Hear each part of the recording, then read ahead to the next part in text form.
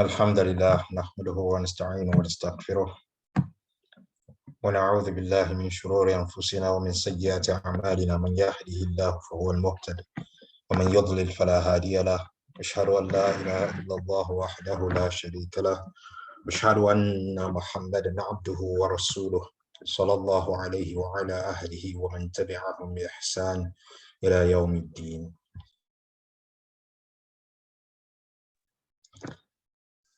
We praise and thanks to Almighty Allah. We ask Him to shower His blessings upon the noblest of mankind, Muhammad sallallahu alaihi wasallam, his companions, and all those who have stood, are standing, and will come to stand on His footsteps. Barakallahu fikum. Last week we took one of the hadith on burial, and we were able to cover how someone is buried when he is present. So far in the hadith that we've taken, we've also taken how someone is buried if he is absent from the location. And also we've looked at how someone is buried if he is present at the location but already buried. The first one is yet to be buried and is at the location. The second is a ghaib, is outside of the location. And the third is at the location but already buried. So the janaza, the way to perform janaza for all these cases is one and the same. Say the Takbiratul-Ihram, the first takbir, and recite Suratul-Fatiha. Say another takbir, recite Salatu Ibrahimiyya. Say another takbir, say another takbir, and we'll say dua, we'll make dua for the deceased. And we are sincere in our dua to him and exert ourselves in our dua to him. And finally, we say another takbir, exercise a small pause, and say the taslim. Assalamu alaikum wa rahmatullah, assalamu alaikum wa rahmatullah. So we, by this, have concluded the janaza. By this, we've concluded the janaza. Now, alhamdulillah, today we'll take bab fi al-kafan. Babun fi al-kafan is a chapter in shrouding. So takfeen is shrouding the dead. Takfeen is shrouding the dead. So when someone dies, from what happened to Abu Salama when he departed, took the hadith, the Prophet ﷺ came in, saw that he had passed away, his eyes were open, and the Prophet ﷺ closed them. So that is the first thing. Immediately the person dies. Before he dies, we talked about, encouraging him to have good impression about his Lord, and encouraging him to say La ilaha illallah wa anna Muhammadan Rasulullah. Ashhadu an la ilaha illallah wa ashhadu anna Muhammadan Rasulullah. We encourage him to say this. And also, as we're doing that, all other things that surround his departure, things in his care, his wasiyah, and things like that. Now, immediately he dies, the first thing is to close his eyes when they are open, then to begin to prepare his body and to communicate to those who need to know and those who we want to bring to the site of the Salat al-Janaza. After washing him, the next thing is to shroud him, hence the bab that we are in today. Our mother, the mother of the believers, Aisha radiallahu anha, narrated in this hadith, أن رسول الله صلى الله عليه وسلم كف في ثلاث أثواب. She said, verily, the messenger of Allah sallallahu alayhi wasallam was shrouded in three garments. In three garments. Yamaniyah. They were produced in Yemen. They were Yemeni garments that the Prophet sallallahu alayhi wasallam was that he was shrouded in. Beelin, and the garments were also white. The garments were also white.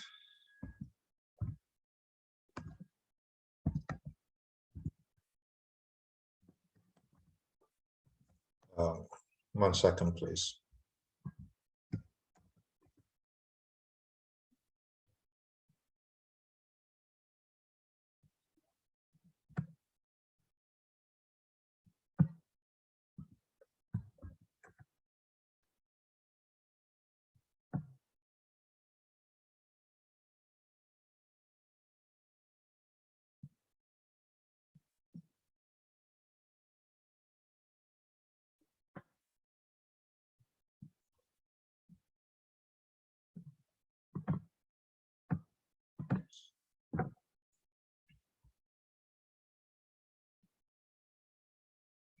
So they were plain. سحولية ليس فيها قميص ولا عمامة. There was no shirt. It wasn't sewn into. It was just plain unsewn. ليس فيها قميص ولا عمامة. There was no shirt. It wasn't sewn into a shirt, and there was no cap. So it was just a plain garment, like a bed sheet or something like that. And there were three pieces of it. The hadith is in Bukhari, and وَلَفْظُ and the word for word is extracted from Sahih al-Bukhari. It is also in Sahih al-Muslim.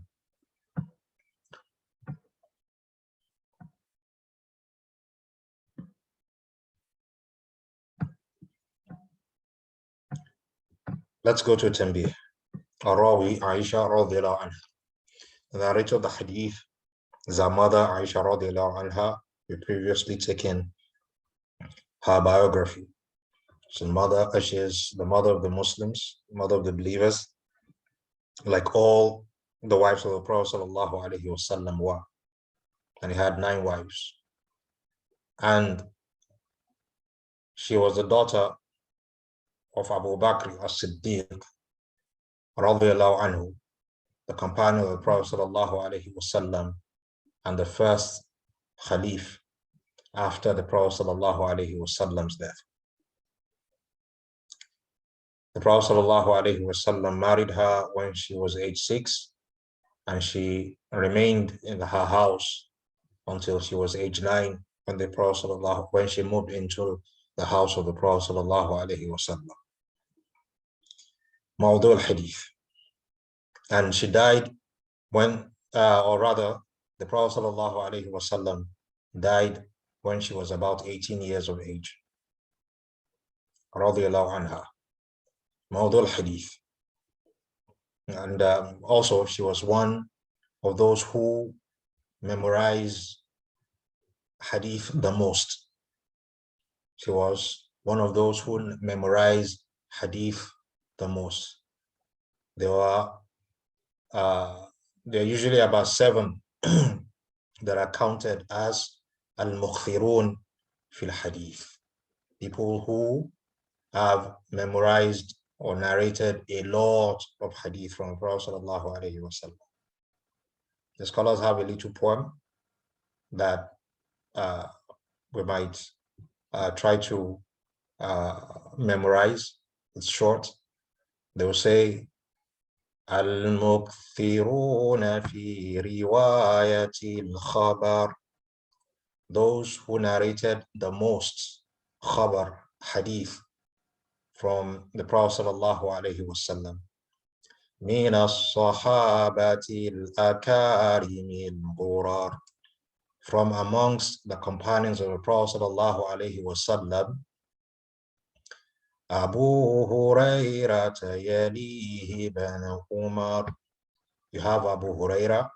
Following him is Abdullah ibn Umar. فأنس وزوجته الهادي الأبر.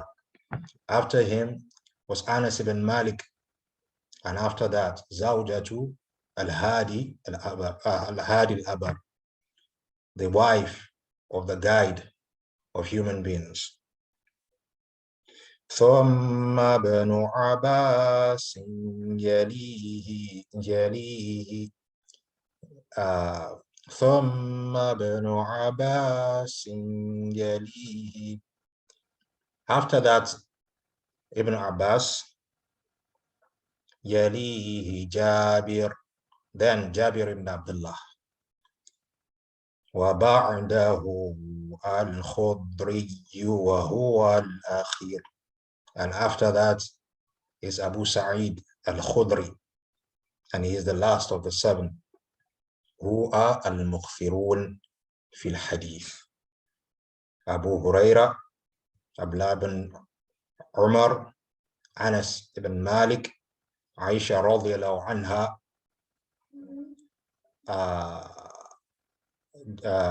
Jabir ibn Abdullah ibn Abbas, Jabir ibn Abdullah, and Abu Sa'id al-Khudri. Now, Mawdu al-Hadith. What is the place of this hadith in the Sharia? It is bayan ma yukfanu fihi ar-rajul. It explains to us what's one is a man is shrouded in, and the man here is general, meaning human beings. Whether you're a man or a woman, nafs shay, you will be shrouded. Kafan, the kafan is the cloth in which one, the deceased is buried in. And the people who shrouded the Prophet ﷺ were those who took over the responsibility of washing him, and they were Ali ibn Abi Talib and Abbas ibn Abdul Muttalib. Ali ibn Abi Talib and Abbas ibn Abdul Muttalib radiyallahu anhu.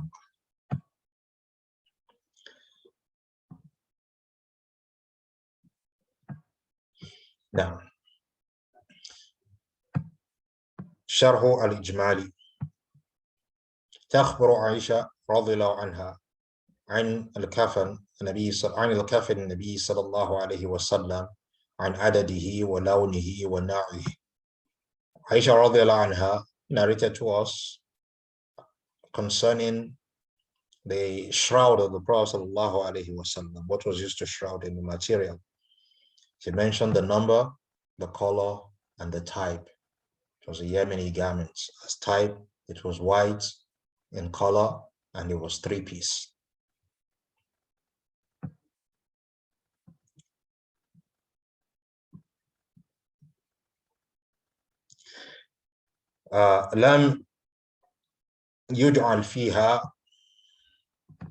لم يجعل فيها قميص ولا عمامة. It was not made into a shirt or a cap. It was just the same way that the garment of the person who is performing Hajj, the male who is performing Hajj, similarly, This is what the shroud is. So the ghulu, the excess that people go into with respect to, the kafan, is not, part of the sunnah. You sew a garment, put on shoes, put a cap, put on jewelry, and all these things. This is israf. These are things for the living. These are things for the living. وَإِنَّمَا أُدْرِجَ فِيهَا إِدْرَاجًا. Rather, these three pieces were just wrapped one on top of the other. So the first piece was used to wrap him, and it was the closest to his body. The second was used to wrap the first layer. The third was used to wrap the second layer. وفي صحيح مسلم عنها رضي الله عنها. Also in Sahih Muslim, we said the exact wordings that we read, the wordings as they are found in Sahih Al-Bukhari.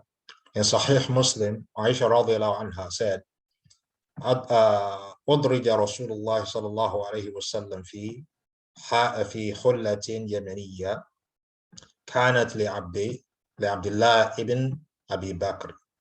He said initially, when the Prophet sallallahu alaihi wasallam died, he was wrapped in a cloth from Yemen that belonged to AbduLlaah, the son of Abu Bakr. That's the brother of Aisha radiallahu anha. ثم نزعت عنها. Then after that, it was removed from him. وكفن في ثلاثة أثواب. And he was wrapped in these white Yemeni garments that we talked about. قالت فأخذها عبدالله. After she continued and said, Abdullah, the one that was removed from the Prophet sallallahu alaihi wasallam, Abdullah ibn Abu, that belonged to Abdullah collected it back.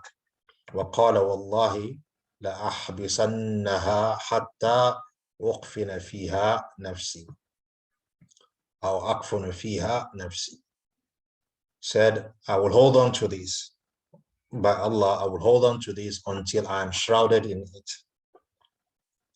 This is part of a tabarruk with the athar of the Prophet sallallahu alaihi wasallam. When the Prophet sallallahu alaihi wasallam was alive, the people would do tabarruk, seek Allah's barakah with things associated with the Prophet sallallahu alaihi wasallam. The Prophet sallallahu alaihi wasallam, for instance, when Abu Huraira complained about not being able to hold a hadith firmly in his memory, the Prophet ﷺ asked him to open his mouth. He spat into it, and from then on, Abu Huraira did not forget. He didn't forget a hadith. And when we were listing the people who memorized the most hadith from the Prophet ﷺ, he was number one. He was number one. So the people will do things like this, things that belong to the Prophet ﷺ. They would hold on to it, that perhaps it will be a means of barakah for them from Allah subhanahu wa ta'ala.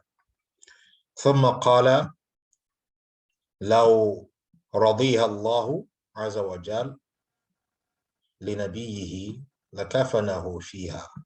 Then he sallallahu alayhi wa sallam فباعها وتصدق بثمنها. نعم. Then Abdullah, after a while, he thought about it and said, if this garment that he was initially wrapped in was something that Allah subhanahu wa ta'ala was pleased that his messenger will be wrapped in finally, then it will have been his final kafan. So he sold it off, and the money that he got from that, he used it to perform sadaqah, charity. He used it to perform sadaqah. So that was Abdullah ibn Abu Bakr radiyallahu anhu. What do we get from this hadith? مشروعية تكفين الرجل في ثلاثة أثواب بيض بدون القميص ولا عمامة. We see that it is part of the religion, it's permissible, it's mashru' to wrap someone in three-piece cloth that is white and that is not sewn or made into a cloth, a shirt or a cap. Number two, karamatu Nabi karamatu Bani Adam ala Allahi Azza wa Jal. See, this is the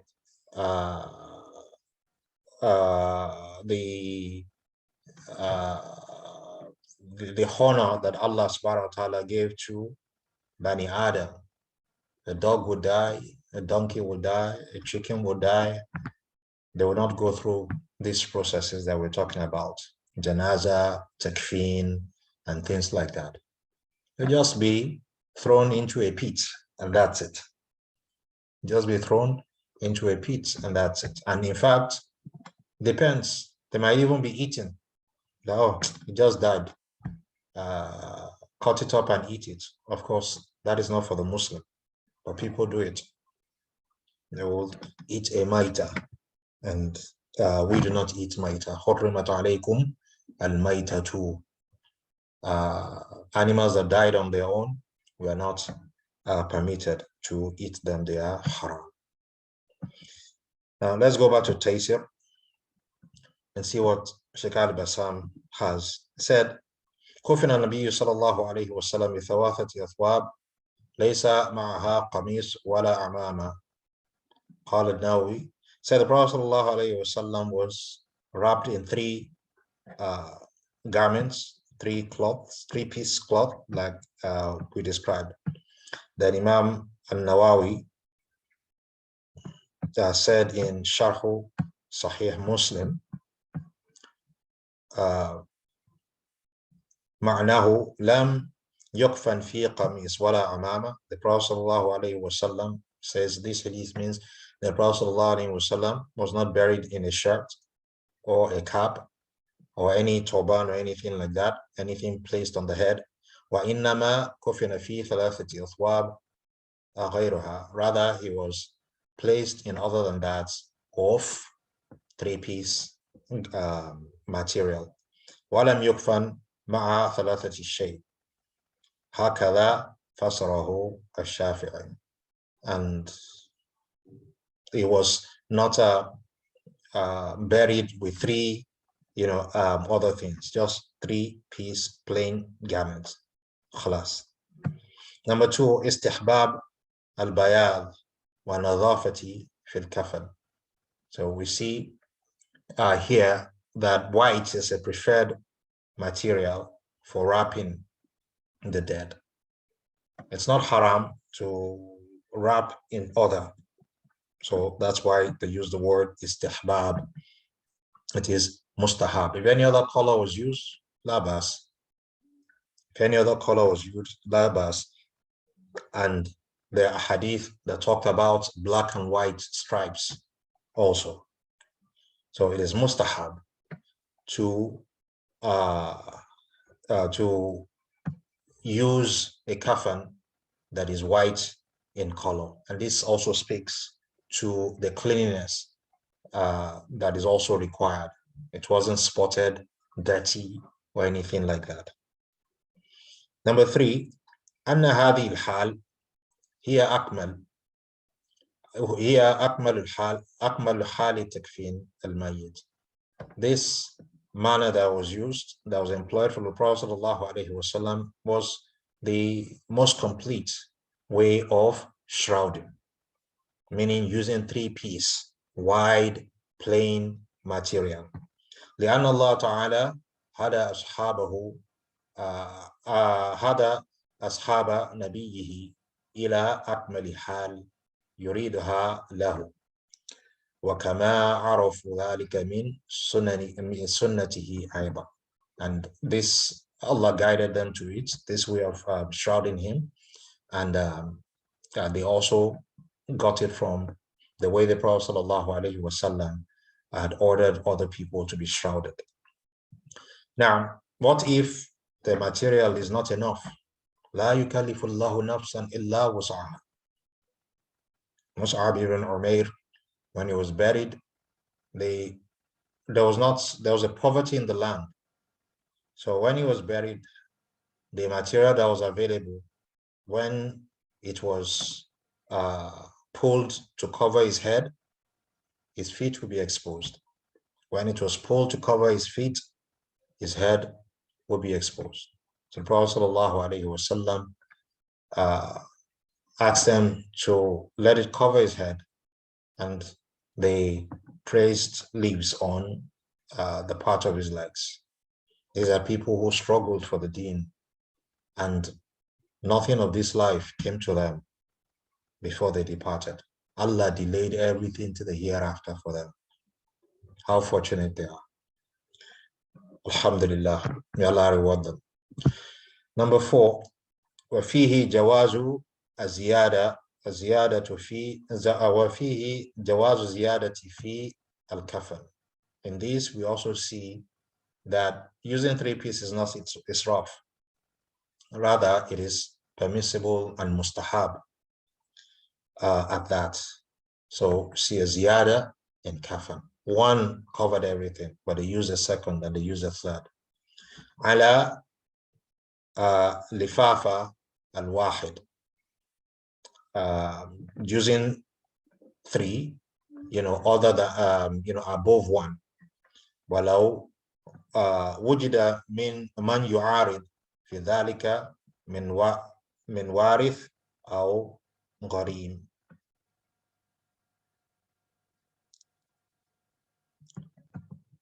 One second, let me get.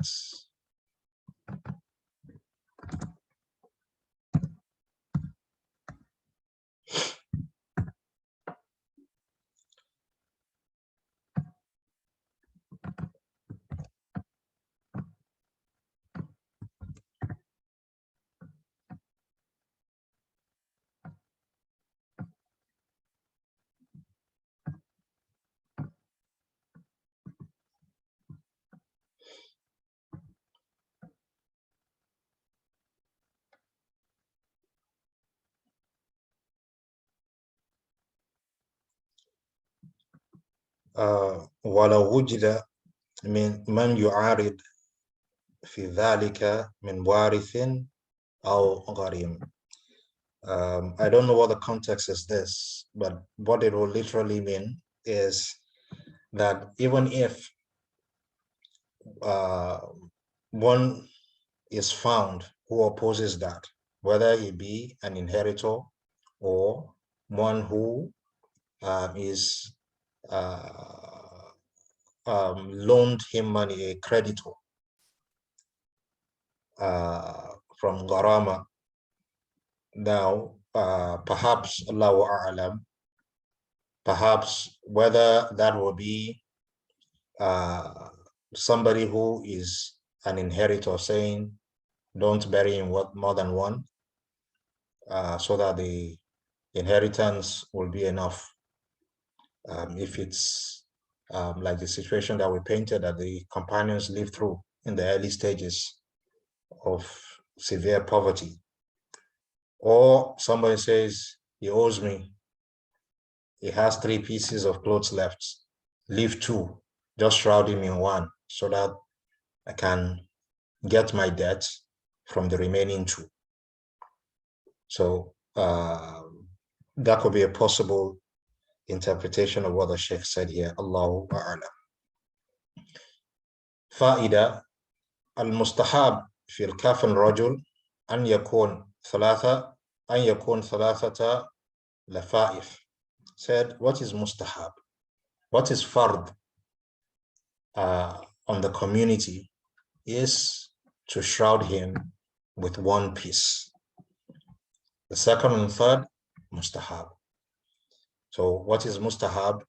In shrouding a man or dead person, a deceased person, is 3 pieces of cloth. والمرأة في الخميس أثواب. في خمسة أثواب. For the woman, what is mustahab is 5 pieces. Izar wa khimar. Apart from the 3 pieces that will be used, first of all, an izar, a loin cloth, a wrapper, will be used to wrap her lower half, and khimar. After that, from the head down, a khimar, like the hijab that our sisters will wear, will also be used. Then she'll be wrapped in 3 pieces after that. So it's just those 2 that are above that of the man in terms of mustahab. For both of them, what is compulsory on the community is 1 piece of cloth. Izar, al-khimar, al-qamis, wa lifafain.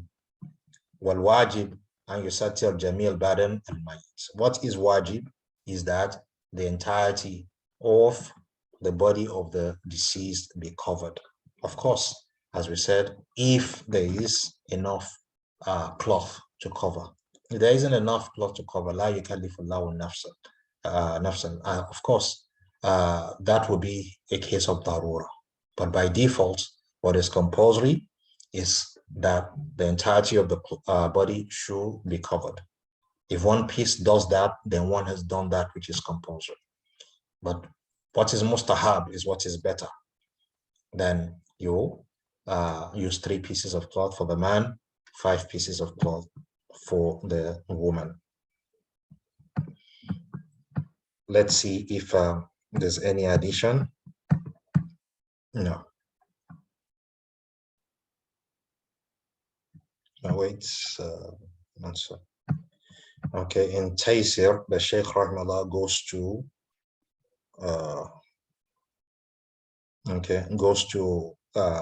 bathing, but in Tanbih, the Sheikh rahimahullah, Sheikh Ibn Uthaymeen brings another hadith, the hadith of Atiyya al-Ansariyya radiyallahu anha. She was the one that was in charge of doing the ghusl and preparing the corpse of the Prophet ﷺ's daughter. So let's take that hadith. عن عطية الأنصارية رضي الله عنها. From Atiyya al-Ansariyya, she was from the Ansar tribes of the people of Medina. They are they are all called Ansar. They have 2 tribes majorly. The Arabs amongst them, they have 2 tribes. There were also Jewish tribes, like the Banu Nadir, Banu Qaynuqa. The Arabs were of 2 tribes, the Aus and the Khazraj. So they are the Ansar. They welcomed the Muslims and aided them when they came into Medina. رضي الله عنها. قالت, she said, دخل علينا رسول الله صلى الله عليه وسلم حين توفيت ابنته. Said the Prophet sallallahu alaihi wasallam entered upon us, that is in the room where we were preparing the corpse of his daughter when his daughter died. فقال, and he sallallahu alaihi wasallam said, اغسلناها ثلاثا. Said, okay, sorry, let me see. Oh, it's the same hadith. It's the same hadith. So in that case, let us leave it till next week. Sheikh Al-Basaam just gave it a heading, as he's been doing throughout the book, whereas Sheikh Ibn Uthaymeen did not give it a head. He just brought it as the 5th hadith under the book of Janazah. So let's leave that till next week. So we had an assignment last week about who we are to do the janazah for and who we are not to do the janazah for. So let us pick let us, who are we to do the janazah for? Malam Abdul Hakim.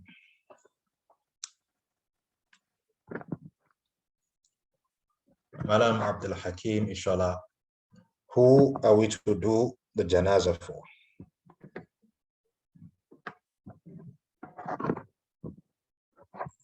Assalamu alaikum. Wa alaikum assalam wa rahmatullahi wa barakatuh. I just joined the class now. This is my first time, so I'm not following. So I'm sorry if I will not be able to respond. Barakallah. Barakallah. I just joined. Okay. Barakallah. Jazakumullah. Now, Madam Sadiq. Yeah, now, so the person that we are supposed to do janazah for should be a Muslim to start with. A Muslim. Barakallah. A Muslim. That's okay. That is okay. It's okay. Now. Okay. Madam Isa. Somebody we are not supposed to do janazah for. Assalamu alaikum. Wa alaikum assalam wa rahmatullahi wa barakatuh. Someone who dies in battle. Someone who dies in battle is shaheed. Okay. Barakallah. Okay. Now, someone who dies in battle. Barakallah. Who else? Mr. Jayola. Someone we are not supposed to do janazah for.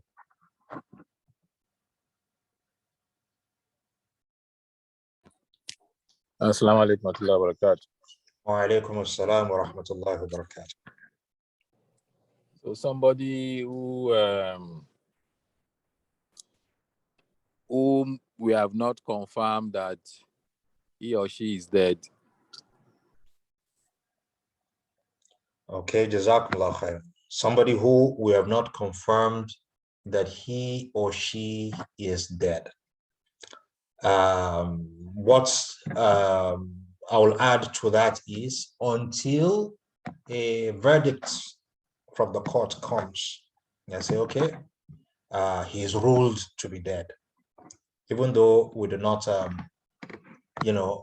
have any proof. For instance, somebody goes to war and the soldiers return, and there were captives on both sides, and the two warring parties bring the captives. The fields were cleared of the dead. They searched the dead, they searched the captives, they searched amongst those who returned, and this person was not found. This person was not found. So they will wait a while. Maybe he ran off somewhere. Maybe he hid somewhere for the battle to, be over before he emerges. By the time they wait for a reasonable time, as prescribed by the judge, and they do not find him, then he will be ruled to be dead. In that case, everything from janaza to distributing his estate, to his wife doing iddah, to she being able to remarry, and all that will take effect. Barakallahu feekum. Malam Mujib, who else do we not pray for? A confirmed hypocrite, if that's feasible. A confirmed munafiq. Confirmed munafiq. A confirmed munafiq. How do we confirm? Malam Mujib, how do we confirm? It has to be, to the best of my knowledge, it will be confirmed in his actions. Maybe treachery to the Muslims in a way that is obvious, or another possible confirmation, although this is kind of online between kufru and someone that is a Muslim and confirmly doesn't. Apart from what I just said, I'm not sure. I want to say someone that is a Muslim and doesn't pray, or hold some important pillars of Islam as important. But I think that's also subjective. Allah. The only case that is clear is the case of Abdullah ibn Ubay in the history in Rasulullah sallallahu alaihi wasallam's time, who was confirmed by revelation, among other things. Barakallahu fik. Let us suspend that. We'll take it in after the questions. We'll take it in who we perform the janazah for and who we do not perform the janazah for. But it's a very good point that you raised. Whether it counts or it doesn't count, we'll take it shortly, inshallah, today. Madam Tawfiq, who do we not pray for?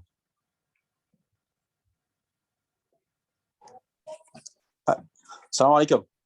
Wa alaikum assalam wa rahmatullahi wa barakatuh. Who do we not do janazah for? Somebody that is already confirmed that the Jama'ah have already performed the Salatul Janazah for. So, and there's Fardu Kifaya. If other people have fulfilled, that is not compulsory for us, for the remaining Jama'ah to do that. But they can still do that. Sah? Yeah, but it's not compulsory. Yeah, they can still do it. But the question is, who do we not? Who is it not permissible for the Muslims to do the janazah for?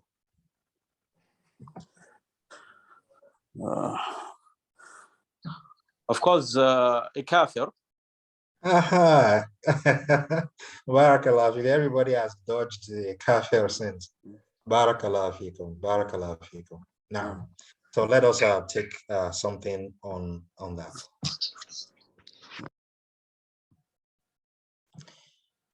Now,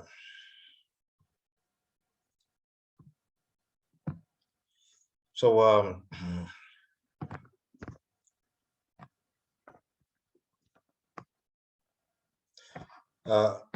this is talks about a couple of topics, masail. So al-masalatul ula, the first of the masail, or let's talk about the branch first, then we'll take the masail after it. The far'u is the branch of the topic of discourse is Salatu al-Sibt, the Salah on an aborted child, a preterm child, that was delivered. Al-Masala al-Ula, under this, Hukm Salah al-Sibt idha istahalla. What is the ruling on Salah on a child that was delivered? Idha istahalla, if it cried after birth. If it cried after birth, it was delivered and it cried, i.e., it breathed in oxygen. It did the very first thing that living people do when they are born. It breathed in and cried as a result. Yusalla, the ruling is Yusalla ala sibt idha istahalla. Once born and he gives a cry, then we perform Salat al-Janaza on him or her. وهذا باتفاق المذاهب الفقهية الأربعة. And this is with the consensus. This is a consensus of the four popular school of thoughts of fiqh. So that's why we said the scholars beg to differ with Sheikh Uthaymeen's position. He's not alone in holding that position anyway. So they didn't say over here that it is the ittifaq of or ijma' of the ummah. No, they're saying that the four popular school of thoughts, Maliki, Shafi'i, Hanbali, and Abu Hanifa, the Hanafis, they hold this position that one who was born and cried, then is to be, and died, afterwards, even if it's immediately after the first cry, then Salatul Janaza can be performed on that. Some people think or hold the position that it's not, so they just go and bury the child. It should be. One of the reasons we mentioned it last week, that those who say the child should not be, the child who has cried, who just born and cried, and in fact, in Sheikh Uthaymeens position, up until the time he becomes a baligh. If he is not yet a baligh, if he has not yet attained the age of puberty, then, and he dies, then you do not need to perform the janaza. That's the position of Sheikh Ibn Uthaymeen and some of the scholars. However, the fourth school of thoughts hold a different opinion. Why do some scholars say you don't need to perform the janaza? They say that the angels have not started writing sins for this child, and one of the purposes of Salatul Janaza is to seek for forgiveness for this person. So after the third takbir, one of the things we say, Allahumma gfir lahu warhamhu waghsilhu bil ma'i wal barad. Oh Allah, forgive him and show mercy on him. Forgive him for what? He hasn't committed any sins. That's what they are saying. He hasn't committed any sins. So why are we asking Allah to forgive him? Whereas the other scholars say the Salatul Janaza, yes, one of its purposes is to seek forgiveness of the one, or for the one who, forgiveness for the one who has died. But there are other reasons. One, to lighten up his grave. So our Salatul Janaza and Dua serve that purpose, where he will be buried, to be lightened up and to be expanded for him. Two, the occupants, the soon to be occupier of that grave, our dua is for him, to give him tranquility, to make it easy for him to answer the questions that he would very subsequently be asked by the angels. For Allah to replace the family that he has left with that which is better in the grave, and other du'as that we make for him. And that goes on to the third, that our dua and our Salatul Janaza for him is an intercession on his behalf with Allah subhanahu wa ta'ala,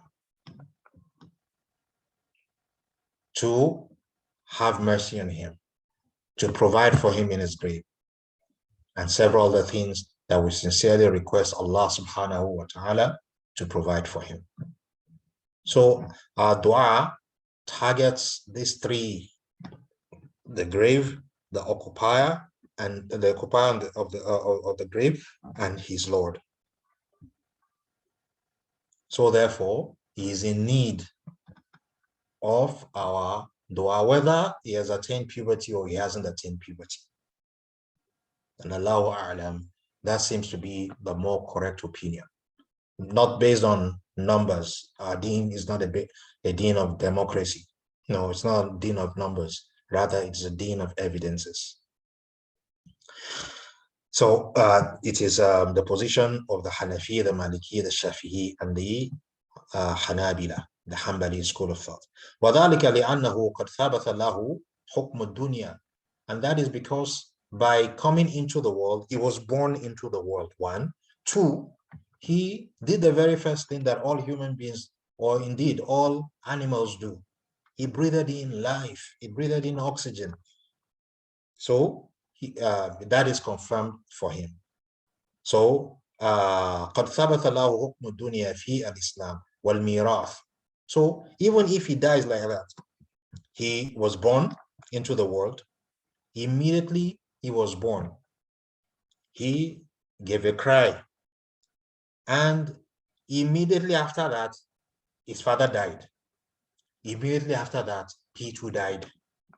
He will inherit his father because he lived beyond his father, even if it was 1 minute after his father died that he died. So when they are distributing the estate, he will have a share. Now he died, so his estate will now be shared too. Not that they would say, he's dead. No, because the formula will be different if he wasn't in the picture. If there were 5 people, for instance, and he wasn't in the picture, there'll be 4 people that will share it. But now with him in the picture, there'll be 5 people that will share it. And after his share has been given to him, those who are in his inheritors will now share. There might be people who are his own inheritors that are not inheritors of his father. So those ones will get. So mirath, the laws of mirath, of inheritance, will apply to him. Wadiyah. And also the laws of diyah will also apply to him. Perhaps it was somebody that snuffed out his life. Where are you coming from? Our father just died. You want to come and, take out of, the inheritance. Let's finish him. He just came. Nobody will notice. If somebody does such an evil thing, the laws of diyah, blood, will also will apply, whether it is life for life or blood money. وَيُصَلَّى عَلَيْهِ كَغَيْرِهِ, and he will perform the Salat al-Janazah on him just like any other person. Now, so al-mas'alatu thaniya, the second under this branch, the second topic, mas'ala under this, is hukmu salah ala sabt idha lam yastahil. If he was born and he died before he could take his first breath, or indeed he even died in utero, he died in his mother's womb and he was delivered, he was found dead. So what is the ruling in that case? Number one, a subtopic, حكم الصلاة على الست إذا لم يستحل وكان دون 4 أشهر. The demarcation is 4 months. The demarcation is what? Is 4 months. Why is it 4 months? The hadith of the Prophet ﷺ, where he said, Inna ahadakum yujma'u khalquhu, every single one of you, his being was gathered fi batni ummihi, in the womb of his mother, arba'ina yawman, for 40 days. Nutfatan, he was in these 40 days gathered as nutfa, a mixture of the sperm and the ova, the egg. ثم يكون علقة مثل ذلك. Then he became transformed into alaqa, something clinging to the wall of the womb, for another 40 days, similar in time period to the first 40 days. ثم يكون مضغة مثل ذلك. Then he will now become transformed into something that looks like a chewed up creature, like when you have chewing gum and you bite on it. For those who have studied embryology, you will see this. So you will be like that type of creature for another 40 days, mithla dhalik, like each of the first 2 40 days. This is now the what? The third 40 days. 3 40 days means 1 20 days. A month is 29 or 30. Let's assume 30. 120 divided by 30 gives us what? 4 months. So that is where 4 months come into play. When this 4 months arrives, ثُمَّ يُرْسَلُ الْمَلَكُ. Then Allah subhanahu wa ta'ala sends an angel to him. فَيَنْفَخُ فِيهِ الرُّوحِ. Then he breathes life into him. That is when he becomes a human being. So being a human being is not when he takes his first breath. Rather, it is when this flesh, life is now breathed into it. It is when life is now breathed into the flesh. Before then, it was just ordinary flesh, like any other part of its mother's body. Even though it has higher merits, it cannot be aborted except in the case of darura, where there is fear for the mother's life. That if a Muslim, a reliable Muslim doctor says, if you do not abort this, the life of the mother will go. Or if a reliable Muslim doctor is not found, a reliable Kafir doctor plus a person of knowledge of the deen, an alim, combined. The first one, a reliable Muslim doctor, combines both.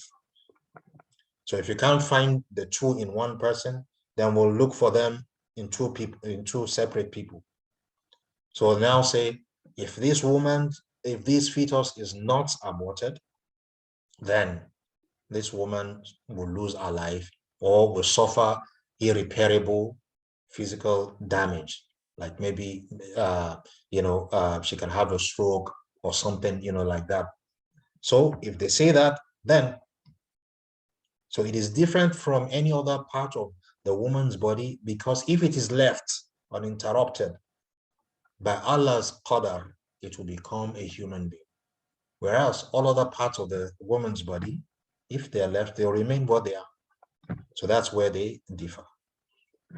But when the ruh, what will make it different from any other part that we're talking about is if it's left up until the third 40 days, then the angel will breathe life into it. The angel will breathe life into it. So this is what the scholars, are talking about when they say that wakana duna arba'ati ashhur. If he was born dead, but he had spent less than 4 months. If he has spent less than 4 months and the angel has not breathed life into him, he's not a human being. The Sharia will look at it as if it was any other part of the woman that was removed from her. Like if you remove a tissue or an organ from her, you won't do Salatul Janazah. هذا باتفاق المذاهب الفقهية الأربعة. This position again is held by the 4 popular schools of thought. They are not the only ones. You have the Zahiriyya, and schools of thoughts are not the only ones that we rely on. We also rely on individuals. Positions of each of the companions, for instance, positions of the community of the companions is at the very top before it even gets to the position of scholars and schools of thoughts. So there are other scholars, Imam Sa'd al-Layth, Sufyan al-Thawri, Ibn Mubarak, and people like this. So, but this is a position of the 4 popular school of thoughts. وَحُكِيَ الْإِجْمَاعُ عَلَى ذَلِكَ. It has also been narrated that, or reported, that there's ijma' of the ummah on this. But that is not, la yusalla, na'am. So there's ijma' of the scholars on this. وكذلك لأنه قبل 4 أشهر لا يكون نسبا. Because according to the Sharia, he is not yet a human being before 4 months, because of that hadith in Sahih Muslim. وَهُوَ كَالْجَمَادَاتِ وَالدَّمِ is just like, any other physical matter and blood mixed together. So like any other flesh, there's a physical thing and it has, blood vessels passing through it. فَلَا يُصَلَّى عَلَيْهِ. So therefore, there's no Salatul Janaza on it. So we add that to the answers, the beautiful answers that you give. Number 2, حكم الصلاة على السكت إذا لم يستهل وكان له 4 أشهر. What if it is 4 months and above? What is the ruling? 4 months and above and he dies. Was given birth to, dead. But when the doctors look at the age, they found out that he died 4 months or more than that. So what do we do? Here there's ikhtilaf of the scholars. There is what? Ikhtilaf of the scholars. So that's where you have people like Sheikh ibn Uthaymeen holding the position that we do not perform salah on him, while other scholars hold the position based on the hadith in Sahih Muslim that I just read, Inna ahadakum yujma'u khalquhu fi batni ummihi, that each one of you, his creation is gathered in the womb of his mother. We read the hadith. So they differ based on that. اختلف أهل العلم في الصلاة على السقط إذا لم يستهل. They differ if he does not, produce sign of life, and crying is used as an indicator, as an index for that. وكان له 4 أشهر فأكثر. But however, he is 4 months and above in age, in the womb, not outside the womb. على القول, you have to position. لا يصلى عليه. You don't pray on him. وهو مذهب الجمهور. This is the position of the majority. And the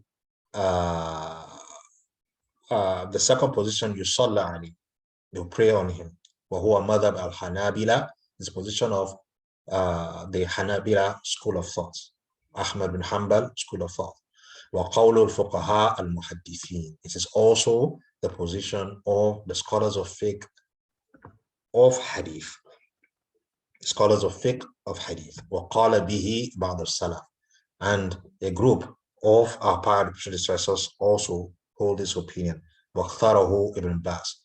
Amongst the later scholars, Imam Ibn Baz, rahimahullah, also holds this opinion. And it is, Allahu A'lam, the stronger of the opinion, even though it is a position of the minority. Life had been breathed into him. And what makes us human is life. And this is what made Adam. He was just clay until life was breathed into him. It didn't pass through a womb. It was just clay. Then Allah breathed life into him. And the instant life was breathed into him, he sneezed, which is equivalent, he sneezed, which was the index for him with respect to has he become living or not. And he became human at that point. He became human at that point. So the same applies to this fetus. Once the angel breathes life into him, he becomes human. And the rights of human beings become his at that point in time. Now,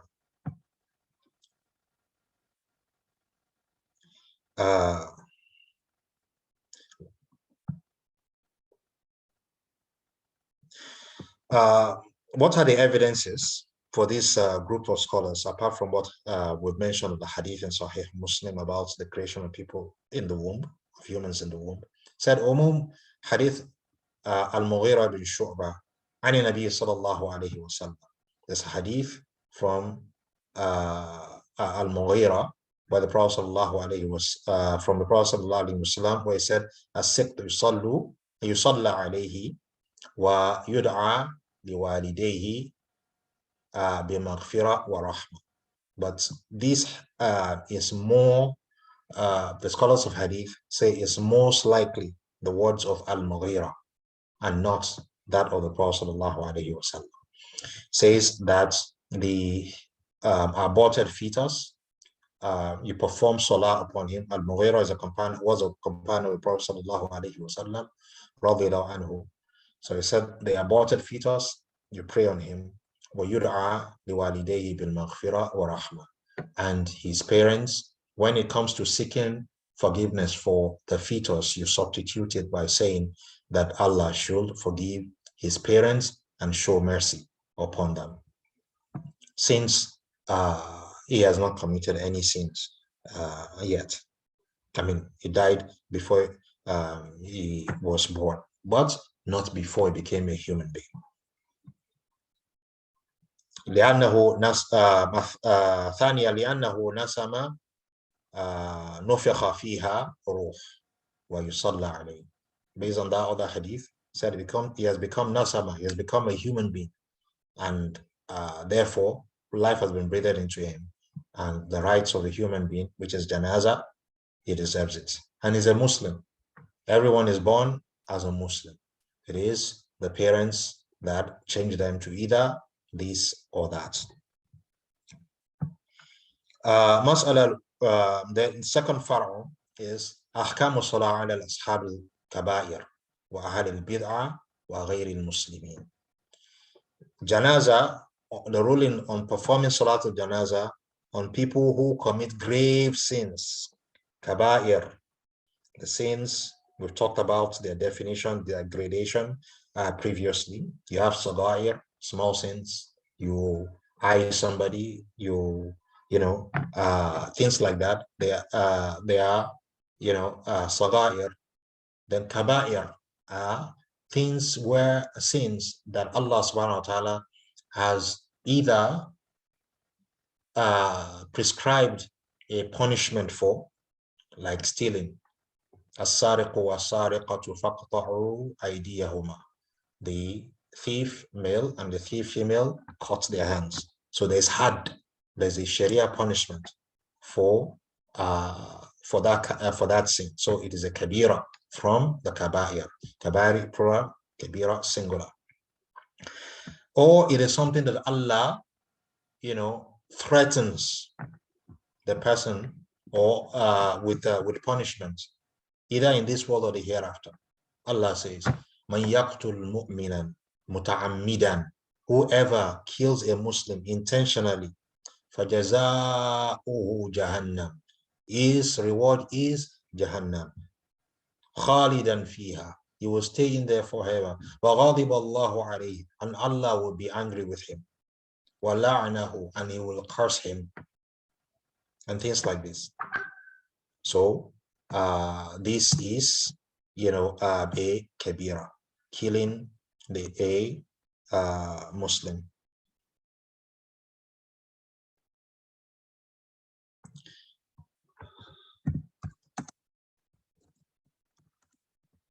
Yeah. So, sorry, I was responding to. So that is a kabira. That is a kabira. Now the kabira are of two types, or the kabaira are of two types. Those that expunge one from Islam, and those ones where one is still retained in Islam. So a kabira is someone who abandons salah. This is kabira. It takes the person out of the fold of Islam. Someone who slaughters for other than Allah. This is a kabira. It takes him out of the fold of Islam. Someone who does something for Allah subhanahu wa ta'ala's sake and for the sake of another thing. This is also a kabira. This one is a mushrik. The first one is a kafir. So shirk and kufr, they're just talking about two different doors through which one exits Islam. Either one you take, you've gone out of Islam. May Allah save us from them. So they are kabira. Stealing is a kabira, but it doesn't take the person out of Islam. Let him steal everything in the galaxy, all the planets, everything in them. He is still a Muslim.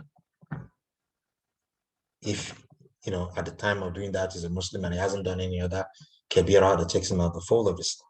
But stealing in and of itself does not take a Muslim out of Islam.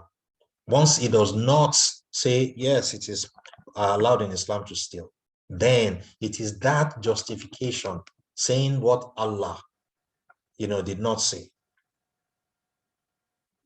that, you know, brought him out of Islam, not the act of stealing itself. So the kabira. Wa ahl al-bid'ah. Okay, what about the people of bid'ah?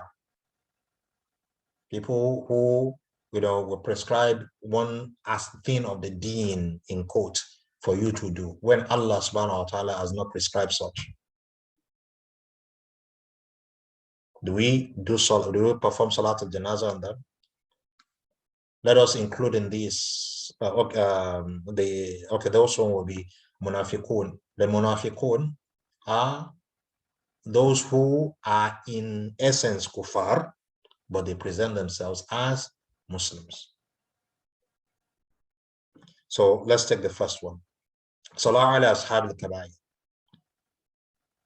لا يجوز ترك الصلاة على جنائز أهل الكبائر من المسلم وذلك في الجملة. Generally speaking, it is not permitted to abandon observing Salah on the people of Kabair. Let's say, for instance, a well-known armed robber. He had killed many people. He had, you know, robbed banks, done this, done that. He smokes, he drinks, he name it, he has done it. Except for shirk and kufr. For this person, if he dies, it is still fardu kifaya on the Muslims to perform Salat al-Janazah on him. In fact, he needs that Janazah more than, you know, any other person himself. It needs the maghfirah. Part of our iman, part of our deen is that inna Allah la yaghfiru an yushraka bih. Allah does not forgive that somebody does shirk with him. Wa yaghfiru ma duna dhalika lima yasha. But he forgives whatever is lesser than that for whomsoever he wills. So this one has done less than kufr. He has done less than shirk. So it is compulsory on us to do Salat al-Janazah for him. It is compulsory on us to hope that Allah will forgive him. It is compulsory on us to believe that if he enters Jahannam because of his sins, that he will ultimately enter Al-Jannah. It is compulsory on us to believe that. It is also compulsory on us to believe that if Allah wills, he will forgive him and he will not even enter Jahannam. Why? Because he died believing in Allah subhanahu wa ta'ala. This is somebody who committed kabair. This is somebody who committed kabair. And there's ijma, nuclear ijma ala dhalik. Qadi Iyad, Imam Qadi Iyad narrated ijma on this. Likewise, Ibn Abd al-Bar, Imam al-Bar, Al-Qurtubi, and Shawkani, all of them, you know, narrated that there is ijma of the scholars on this. To Salat al-Janaza ala sahib al-bid'ah al-Muslim. Somebody, bid'ah of two types. Innovation of two types. Bid'atu al-mukaffara wa bid'atu ghayru mukaffara. Or bid'atu ghayru mukaffar. What is the difference? Bid'atul mukaffara is that which makes one a kafir. It's a bid'ah that one does, and Allah has not legislated it, and doing it or believing in it or propagating it takes one out of the fold of Islam.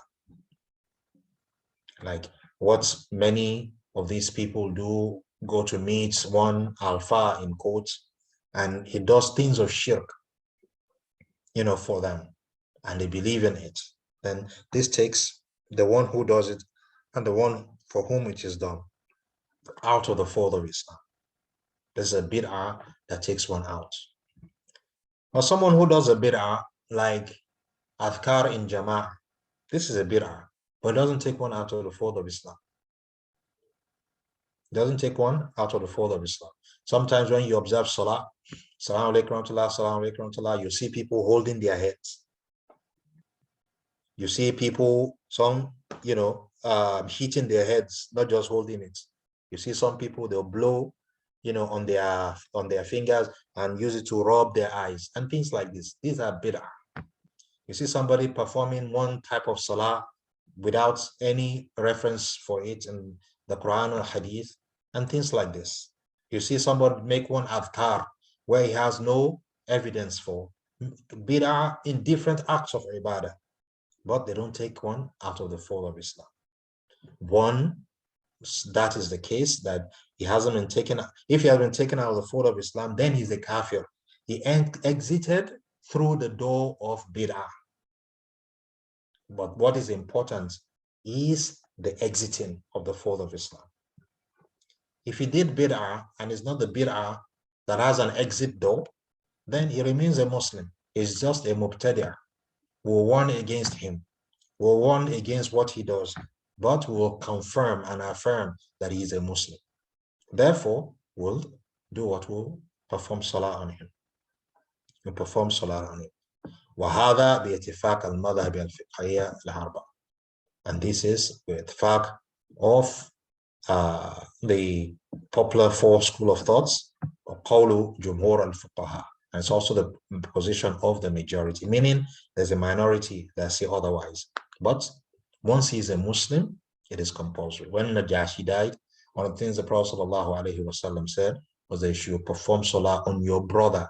So once ukhuwa, brotherhood via Islam, is established for somebody, performing salah upon him is fardu kifaya on the community. The community must observe salah upon him. Now, so the evidences. Wala, Allah says in the Quran, Surah At-Tawbah, verse 84, it says, Wala tusalli ala ahadi minhum mata abadan. So wajhu dalala, do not pray, O Muhammad sallallahu alayhi wa sallam, janaza prayer on any of them who dies, ever. The way of using these evidences, Anna Allah ta'ala naha ani salah ala munafiqeen. The Prophet Allah subhanahu wa ta'ala prohibited praying on the munafiqeen. فَدَلَ ذَلِكَ عَلَىٰ أَنَّ كُلَّ مُسْلِمٍ لَمْ يُعْلَمْ أَنَّهُ مُنَافِقٌ يَجُوزُ صَلَاةٌ عَلَيْهِ وَإِنْ كَانَ فِيهِ بِدْعَةٌ أَوْ فِسْقٌ. So therefore, the understanding, the converse understanding is, Allah says, وَلَا تُصَلِّ عَلَىٰ أَحَدٍ مِّنْهُمْ مَاتَ أَبَدًا. This is with respect to the munafiqun. So therefore, صَلِّ عَلَىٰ مَنْ مَاتَ وَلَمْ يَكُونْ مُنَافِقٌ. Pray on anyone who dies and he was not a munafiq.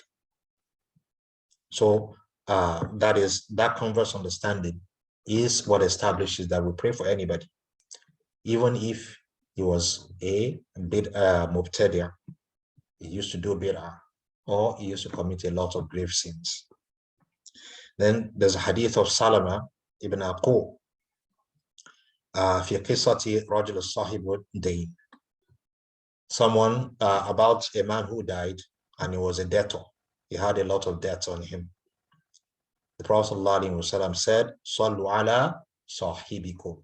Pray upon your companion. The Prophet ﷺ did not join the janazah as a way of doing inkar for just accumulating debts.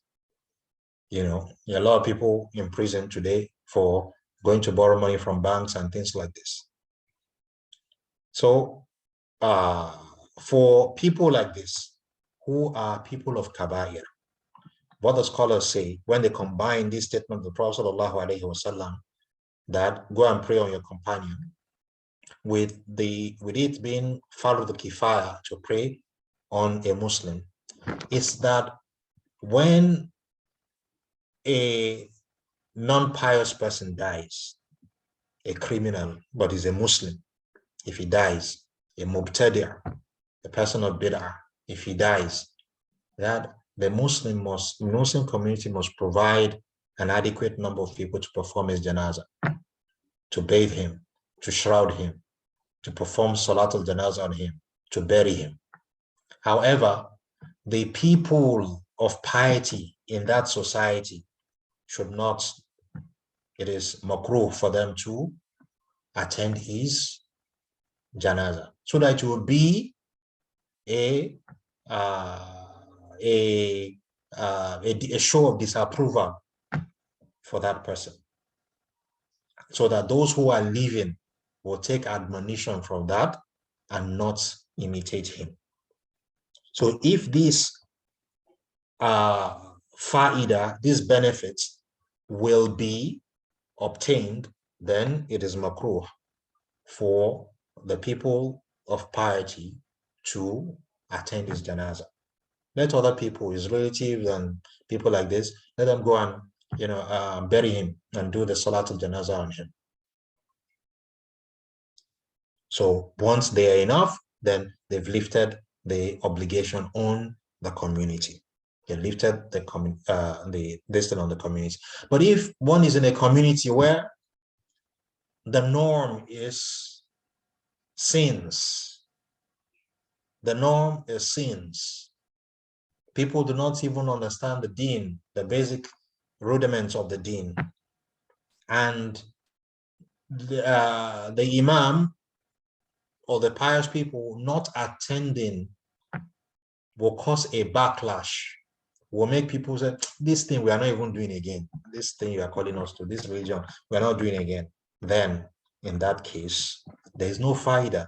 The faida of not attending was to cause people to not imitate him. Then if that faida cannot be obtained, then we do not do that. Then we'll attend. We'll attend, so that we retain people in the deen and we look for the means of admonishing them.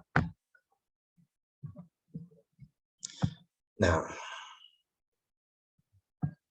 so inshallah, because of time, we'll stop here and we'll pick it up again next week. We'll try to spare to people that we do not pray for. In summary, we took the hadith of Aisha radiallahu anha about the garments in which the Prophet ﷺ was buried in, 3-piece unsewn garments for the male, for the female.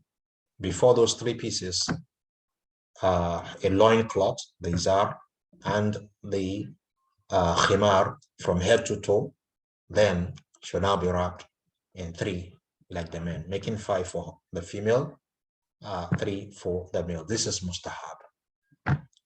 Less than that is permissible. 1 is compulsory. If there's a case of darura where it cannot cover, then whatever is available will be used. Then we went to who do we not perform, or who do we perform janazah for? Generally speaking, a Muslim. When somebody dies and he is a Muslim, then we perform janazah for him.